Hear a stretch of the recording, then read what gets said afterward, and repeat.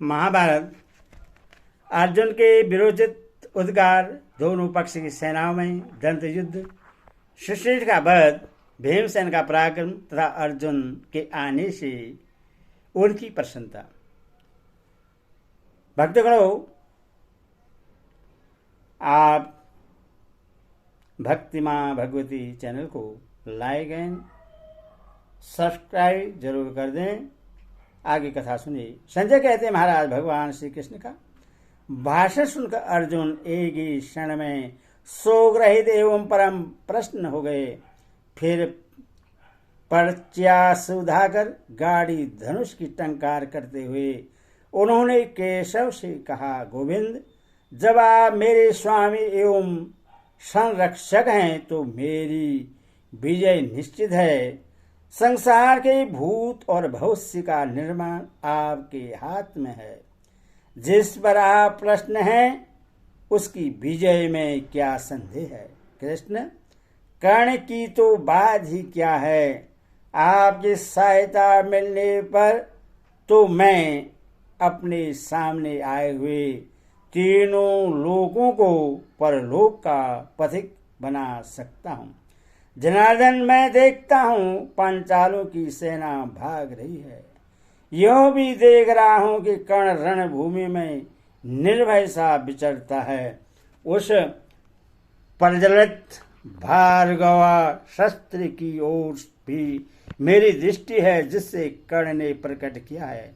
निश्चय ही यह वह संग्राम है जहाँ कर्ण मेरे हाथ से मारा जाएगा, और जब तक यह पृथ्वी कायम रहेगी तब तक समस्त प्राणी इस बात की चर्चा करेंगे। आज मेरी गाड़ी धनुष से छूटे हुए बाण कर्ण को मौत के घाट उतारेंगे। कृष्ण, मैं आपसे सच्ची बात बता रहा हूँ। आज कर्ण के मारे जाने से दुर्योधन अपने राज्य और जीवन दोनों से निराश हो जाएगा। मेरे बाणों से कर्ण के टुकड़े टुकड़े हुए देख आज राजा दुर्योधन आपके उन वचनों को स्मरण करे जिन्हें आपने उसकी भलाई के लिए कहा था। कौरव की सभा में पांडवों की निंदा करते हुए कर्ण ने द्रौपदी से जो कठोर बातें कही थी उनके लिए आज उससे खूब पश्चाताप होगा। आज कर्ण के मारे जाने पर धृतराष्ट्र के सभी पुत्र राजा दुर्योधन के साथ इस तरह भयभीत होकर भागेंगे जैसे सिंह से डरे हुए मृग भागते हैं। कर्ण के पुत्र और मित्रों को भी आज जीवित नहीं रहने दूंगा। सूत पुत्र की मौत देकर राजा दुर्योधन अब अपने लिए चिंता करें। आज राजा धृतराष्ट्र को उनके पुत्र पौत्र मंत्री तथा सेवकों सहित राज्य की ओर से निराश कर दूंगा। आज मैं अकेला ही कौरवों तथा बहिकों को सेना सहित मारकर अपने बाणों की ज्वाला में जला डालूंगा। मेरे एक हाथ में बाण की तथा दूसरे में बाण से दिव्य धनुष की रेखाएं हैं। पैरों में भी रथ और ध्वजा के चिन्ह हैं। मेरे जैसे लक्षणों वाले योद्धा को कोई भी युद्ध में नहीं जीत सकता। भगवान के ऐसा कहने पर आदित्य वीर अर्जुन क्रोध से लाल आंखें किए रणभूमि जा पहुंचे। उस समय उनके मन में दो संकल्प थे, भीमसेन को संकट से छुड़ाना और कर्ण के मस्तक को धड़ से अलग कर देना। धृतराष्ट्र ने पूछा, संजय, मेरे पुत्रों तथा पांडव सरजयू में पहले से ही महाभयंकर संग्राम छिड़ा हुआ था। फिर जब अर्जुन वहां आ पहुंचे तो युद्ध का स्वरूप कैसा हो गया। संजय ने कहा, राजन, उस समय अर्जुन घोड़े और सारथी सहित रथों सवार सहित हाथियों और घोड़ों पैदलों तथा संपूर्ण शत्रुओं को अपने बाण समूह की मार से मृत्यु के अधीन करने लगे। उनके पहुंचने के पहले कृपाचार्य और शिखंडी एक दूसरे से भिड़े थे। सात्विक ने दुर्योधन पर धावा किया था। सुरवा का अश्वत्थामा से और युधामन्यु का चित्रसेन के साथ युद्ध हो रहा था। उत्तमोजा ने कर्ण के पुत्र सुसेन पर और सहदेव ने शकुनी पर आक्रमण किया था। नकुल कुमार सातानिक और कर्णपुत्र वृषसेन में मुकाबला हो रहा था।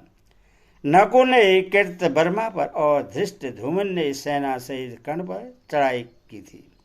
दुशासन ने संसप्तकों की सेना लेकर भीमसेन पर धावा किया था। उस संग्राम में उत्तमोजा ने कर्णपुत्र सुसेन को अपने बाणों का निशाना बनाकर उसका मस्तक काट गिराया। सुसेन का सिर पृथ्वी पर पड़ा देख कर्ण व्याकुल हो उठा। उसने क्रोध में भरकर उत्तमोजा के घोड़ों को मार डाला और पहने बाणों से उसकी ध्वजा तथा रथ की भी धज्जियां उड़ा दी। उत्तमोजा भी अपने तीखे बाणों तथा चमकती हुई तलवार से कृपाचार्य के पार्श्वरक्षकों को और एवं घोड़ों को मारकर शिखंडी के रथ पर जा चढ़ा। रथ पर बैठे हुए शिखंडी ने कृपाचार्य को रथहीन देख उन पर प्रहार करने का विचार छोड़ दिया। तदंतर अश्वत्थामा ने आगे आकर कृपाचार्य के रथ को अपने पीछे छिपा दिया और उनका उस रण से उद्धार किया। दूसरी ओर भीमसेन अपने पहने बाणों की मार से आपके पुत्र की सेना को अत्यंत संताप देने लगे। उस घमासान युद्ध में बहुत से शत्रुओं द्वारा घिरे हुए भीमसेन अपने सारथियों से बोले, सारथी तो घोड़ों को तेज हाँक कर मुझे शीघ्र धृतराष्ट्र के पुत्रों के पास ले चल। आज उन सबको मैं यमलोक पहुंचाए देता हूँ। आज्ञा पाते ही सारथी ने घोड़ों की चाल तेज की और तुरंत रथ लिए आपके पुत्रों की सेना में जा पहुंचा। कौरव पक्ष के योद्धा भी सब ओर से हाथी, घोड़े, रथ और पैदलों को साथ ले आगे बढ़ाए। भीम के रथ पर चारों ओर से वाणों की बौछार होने लगी और भीम उन सबको अपने बाणों से काटने लगे। उन्होंने शत्रुओं के छोड़े हुए प्रत्येक बाण के 2-2, 3-3 टुकड़े कर डाले। तदंतर उनके द्वारा मारे गए हाथी, घोड़े, रथ और पैदल जवानों का चित्कार सुनाई देने लगा। भीमसेन ने बाणों की मार से राजाओं के अंग विदीर्ण हो रहे थे, तो भी उन्होंने उन पर सब ओर से धावा कर दिया। तब भीमसेन ने अपना प्रचंड वेग प्रकट किया, जिससे शत्रु रोक न सके। महात्मा भीम के द्वारा भस्म होती हुई आपकी सेना भयभीत हो रण से भाग चली। यह देख भीम प्रश्न होकर पुनः अपने सारथी से बोले, सुध, ये जो ध्वजाओं सहित बहुत से रथ इस ओर बढ़ते चले आ रहे हैं, ये अपने हैं या शत्रुओं के? इसकी पहचान कर लेना। युद्ध करते समय मुझे अपने पराये का ज्ञान नहीं रहता। कहीं ऐसा ना हो कि अपनी ही सेना को बाणों से आसाजित कर ढालूं। भीष्मक राजा युधिष्ठिर बाणों के प्रहार से बहुत घबराए हुए हैं। इधर अर्जुन हैं देखने गए थे, सो अभी तक नहीं लौटे। पता नहीं राजा अब तक जीवित हैं या नहीं। अर्जुन का भी समाचार नहीं मिला। इससे मुझे बड़ा खेद हो रहा है। तो भी मैं शत्रुओं की प्रचंड सेना का संहार करूंगा। तो मेरे रथ पर रखे हुए सभी तरकसों की जांच कर लें। अब उनमें कितने बाण बाकी रह गए हैं, किस किस तरह के बाण बचे हैं और उनकी संख्या कितनी है, यह सब समझा कर बता। भीष्मक ने कहा, वीरवर, अब आपके पास 60,000 मागण हैं, 10,000 सुर और भल्ल हैं, 2,000 नाराज बचे हैं तथा 3,000 पधर हैं। अभी इतने अस्त्र बाकी रह गए हैं। कि 6 बैलों से जुता हुआ छकड़ा भी उन्हें नहीं खींच सकता। गदाएं और तथा तलवारें हजारों की संख्या में पड़ी हैं। प्रास, मुदगर, शक्ति और तोमर भी बहुत हैं। आप इसके डर में न रहें कि हमारे अस्त्र जल्दी समाप्त हो जाएंगे। भीमसेन बोले, सूत, आज अकेले मैं ही समस्त कौरवों को मार गिराऊंगा या वे ही मुझे पीड़ित करेंगे। इस समय देवता लोग मेरा एक ही काम सिद्ध कर दें। जैसे यज्ञ में आह्वान करते ही इंद्र आ पहुंचते हैं, उसी प्रकार अर्जुन भी यहाँ आ जाएं। विशो, इन छिन्न भिन्न होती हुई कौरव सेना की ओर तो दृष्टि डालिए। राजा लोग क्यों भाग रहे हैं? मुझे तो स्पष्ट जान पड़ता है कि नरश्रेष्ठ अर्जुन यहाँ आ पहुंचे हैं। वे ही अपने बाणों से संपूर्ण सेना को आसादित कर रहे हैं। कौरवों पर मोह छा गया है, सब के सब भाग रहे हैं। रण में हाहाकार मचा है, हाथी बड़े जोर से चिंघाड़ रहे हैं। विशोक ने कहा, कुमार भीमसेन, क्रोध में भरे हुए अर्जुन के द्वारा खींचे जाने वाले गाड़ी धनुष की भयंकर टंकार क्या तुम्हें नहीं सुनाई देती? पांडुनंदन, लो तुम्हारी सारी कामनाएं पूरी हुई। उधर देखो, हाथियों की सेना में अर्जुन के रथ की ध्वजा का बानर दिखाई देता है। वह ध्वजा के ऊपर चढ़कर शत्रुओं को भयभीत करता हुआ चारों ओर देख रहा है। मैं स्वयं भी उससे देखकर डर रहा हूं। अर्जुन का वह विचित्र मुकुट, जिसमें सूर्य के समान चमकीली मणि लगी हुई है, कितना सुंदर है। उनकी बगल में देवदत्त नाम वाला श्वेत शंख है।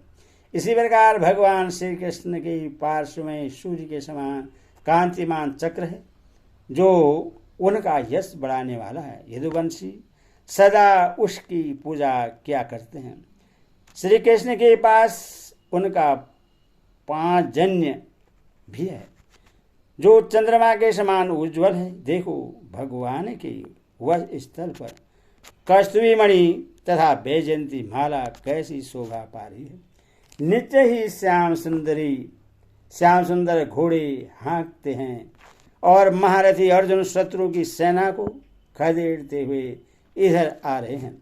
वह देखो, अर्जुन ने अपने बाणों से घोड़ों और सारथी से 400 रथियों को मार डाला, 700 हाथियों का सफाया किया और हजारों घोड़सवारों तथा पैदलों को मौत के घाट उतार दिया।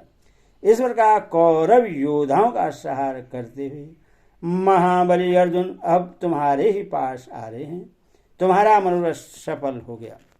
भीमसेन बोले, विशोक, तुमने बड़ा पीर समाचार सुनाया, इससे मुझे बड़ी खुशी हुई है। इस शुभ संवाद के लिए मैं तुम्हें 14 गांवों की जागीर दूंगा। साथ ही 100 दासियों तथा 20 रथ भी तुम्हें पारितोषिक के रूप में मिलेंगे। बोलो सियावर रामचंद्र की जय। कृष्ण निहारा।